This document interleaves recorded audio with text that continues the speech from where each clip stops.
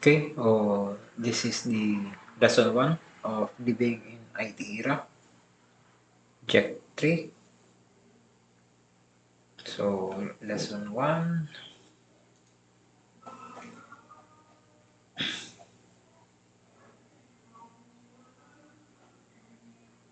Disclaimer. So, this is learning material is used in compliance with the flexible and teaching learning approach exposed by CHED in response to the pandemic that has globally affected educational institutions. Authors and publishers of the content are well acknowledged, such as the college and its faculty do not claim ownership of all sourced information. This learning material is solely for instructional purposes and not for commercialization.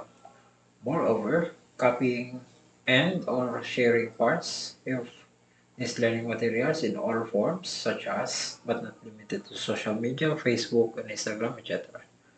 So, I do not own the ownership of this learning material, nor did I compile it. So, this is from the CICD office.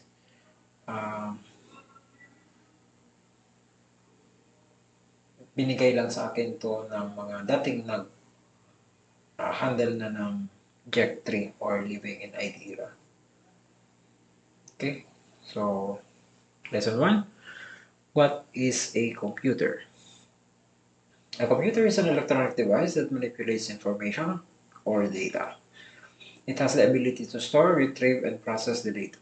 You may already know that you can use a computer to type documents and emails, play games, and browse the web. You can also use it to create spreadsheets, presentation, or even videos. So, what does the computer do? A computer program used to perform useful work. The computer has to retrieve instructions and the data from the outside world. The computer receives the data and instructions during the input stage of the information cycle. Applying instructions to the data takes place during the processing stage. To avoid having to re-enter the processed data in instructions, the computer saved the information in a temporary holding space called memory.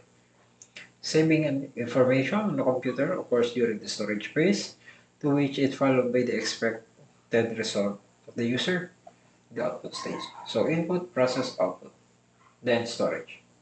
So that is the basic cycle of the computer. So inside the computer, we have two different parts, major parts of the computer. The first is the hardware and the software. So the hardware is any part of the computer has a physical structure, such as keyboard, mouse. Also includes the computer internal parts, which you can see in the image. So yan ang mga hardware parts. So anything na hardware or physical, hardware tawag doon. The next is the software. Software is any set of instructions that tells the hardware what to do and how to do it. So examples of the software include web browsers, games, and word processor. For example, yung Microsoft Word, that is an example of a software. Anything na piga-install mo yan sa computer is a software. So, like for example, sa mga information technology students, IS, Information Systems, and Bachelor of Science in Computer Science, so lahat sila is nagpo-program o gumagawa ng application. So, in which gumagawa sila ng software. Okay? Everything you do on your computer will rely on both hardware and software. So, itong dalawang to must work in such a way na parang harmonizing or in harmony. So, meaning, dapat dapat compatible silang dalawa. Otherwise, yan yung mga nagkakaroon ng mga errors na nakikita nyo dyan sa mga PC or computer screen nyo. There will come a time na magkakaroon siya ng error and then magko-close na lang bigla or in some cases, nagre-restart na lang bigla yung computer nyo. So, that will occur kung halimbawa yung software mo is hindi maganda hindi yung maganda yung pagkakagawa, and or yung software and hardware mo is medyo hindi sila compatible sa isa't isa. So what are different types of computer? When most of the people hear the word computer, they think of a personal computer or PC, such as desktop or laptop. However, computers come in many shapes and sizes and perform many different functions in our daily lives. When you withdraw cash from the ATM, scans groceries at the store, or use calculator, you're using a type of computer. So ito yung example ng desktop computer. So ito yung hardware niya. Yung mga nasa example is from the laboratory hardwares, nasa computer laboratory. Ano ito yung mga setup ng computer system. Okay. Yung ibang types naman is all-in-one desktop is yung parang naka-built-in sa monitor, yung PC, yung system unit niya, parang naka-built-in na siya. So, all-in-one desktop. Tawag doon. Next naman is the laptops. So, the second type of computer you may be familiar, it's a laptop computer. So, it's a basic na marami na ngayon. Laptop computer. Laptops are battery-powered computer that are more portable than desktop, allowing you to use them almost anywhere.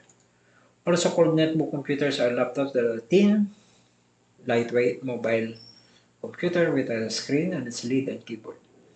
Designed to fit on your lap for easier transport. Most of them weigh up to 7 pounds, varying from the manufacturer specifications. A laptop is less than 1 inch thick and weighs about 3 pounds, sometimes less, referred to as ultra-thin laptop. Most laptops can operate on batteries and or power supply. So, pwede siya. So, sa laptops naman, we have also different types of laptop.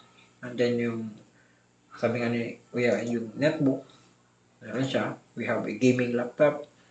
We have a traveling laptop. That is usually thin and light. That is easy to travel with. So, maraming options sa laptops.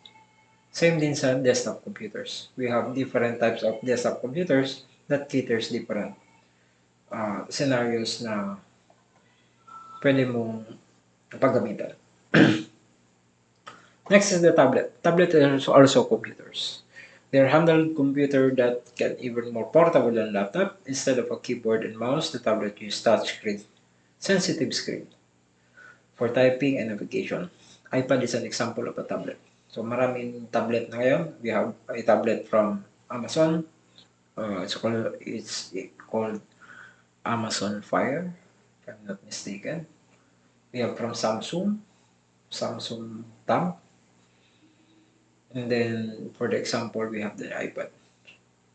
So maliit lang siya, napakaliit. Usually 8 to 10 inches. Maximum siguro 11, and I'm not sure. Pero usual size is mga 8 to 10 inches. So para lang siyang malaking cellphone. Tablet computers, some of them are SIM card capable. So pwede din siya as a phone. Makaka-receive ng messages and such. O yung iba naman are just a plain tablet that is Wi-Fi connected lang. Wala nang iba. Pero yung iba, yung mga ibang manufacturer, they allow SIM card so that you can use data sa tablet mo so that you can run, you can open websites without Wi-Fi. Then we have servers. A server is a computer that serves out information to other computers on a network. For example, whether you use the internet, you're looking for something that's stored on a server. Many businesses also use local file servers to store and share files internally. So, ito namang klase ng computer na to is mostly makikita nyo to sa mga large-scale companies that they want to store huge, humongous amount of data for their clients and customers. So, meron din ito, I think, yeah, meron nito sa, for example, yung mga companies dito sa atin, like RC, I'm sure they have a server. Another example would be Catanduanes Doctors Hospital. Meron din silang server. I know I know na meron sila because I was working there before. Then we have the mobile and game devices. A mobile device is a computing device small enough to hold your hand. Because of their reduced size, the screens are smaller, between often 3 to 5 inches. Some mobile devices are internet capable, meaning they can connect to the internet wirelessly. You often change information between the internet and mobile device or between computer network and mobile device. Popular types of mobile devices are smartphones, digital cameras, portable and digital media players, e-books readers, and wearable device. So sa mobile device naman, we have a different types. Like the example here is the smartphone. It's an internet-capable phone that usually includes calendars, address book, calculator, notepad. Basically, yung mga cellphones nyo, it is considered as smartphone.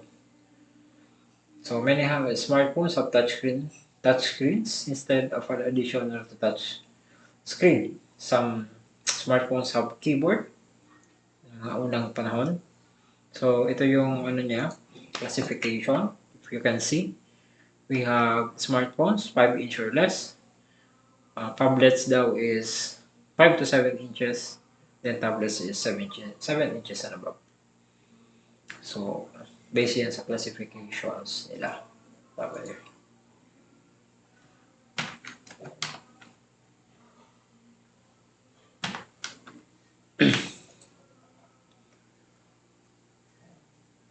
Okay, so ganito. I'm sure you are very, very familiar on how to use the smartphones.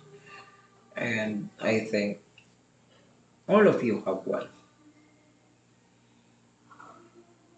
So we have also digital cameras. Digital cameras are devices that allow you to take photos, store them, and photograph the image quality. A smart digital camera can also communicate wirelessly and with other devices that includes apps such as similar on the smartphone. Mobile computers and devices such as tablets and smartphones includes at least one integrated digital camera. So ito yung mga smartphones, yeah, may mga camera na din sila. Like for example, now I'm using my mobile phone to record this lesson. We have also the portable and digital media players. It's a mobile device on which you can store, organize, play video digital media. This includes music, photos, and videos. However, this type of device, in a process na siya to being obsolete. Kasi nga, pinapalitan na siya ni smartphone. Kasi si smartphone, yung capabilities ni digital camera and then portable media players is kinukuha niya. So, parang all-in-one na si smartphone. So, ganito. Another one is the e-book reader, short for electronic book reader or e-reader, is a mobile device that used primarily for reading e-books. An e-book is a digital book, electronic version of a printed book, readable only on computers and other digital devices. So, basically, e-book readers are para lang din siyang tablet with a sabihin na natin constrained lang yung functionality niya, not as a fully tablet. Ang main primary niya is just to read electronic book. E-book reader lang siya. Meron din naman siyang other functionalities, but limited siya. Another is the wearable device. A wearable device is small mobile computing consumer device designed to be worn. These devices are communicate with a mobile device or computer. So, nakaka-connect sila. Wearable device includes activity trackers, smartwatches, smart glasses. So, ganyan. Activity trackers monitor heart rate, measure pulse. Ganito. Yung to. Like for example, smart watch. This one, it monitors my heart rate per hour, the stress level, yung steps count ko, ganun. So, kasama na siya. Then we have the game devices. A game console is a mobile computing device designed for a single player multiplayer. So, yung mga Xbox 360, ganun. This is a game console or game device. Although PC can also be a gaming device. So, depende na lang. So, that is the types of the computer. We have the supplementary resources. You can find it in this uh, learning module. Then we have the activity 1. Activity 1, give the best answer for each question. So, since naka-digital man kita or nasa digital tayo from Google Classroom, so you can have as much as possible na gusto nyo space. So, number 1 is create an infographic that shows one characteristics of someone who is digitally literate. Use a separate piece of command if the space below is too short. This is 10 points. Characteristics is defined as what?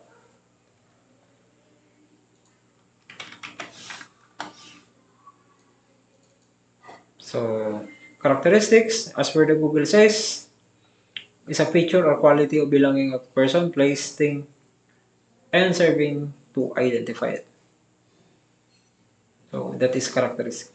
The similar terms are attribute, feature, quality, property, or trait. So, ano da ang trait?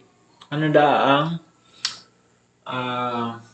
katangian meron ang isang digitally literate person. So, sulat niyo dyan. Okay? Number 2 is suppose that you had to explain to a friend the concept of information system. How would you define it? So, in your own words, write a one-paragraph description that you feel you would best describe an information system. Since we are living with the digital age, so, paano mo explain, let's say for example, for your friends or family, what is information system is? Okay, that is also 5 points. This has already been, this activity 1 has already been posted on the Google Classroom at the time of this recording. Okay, so next chapter would be lesson the web. Okay, so next lesson naman.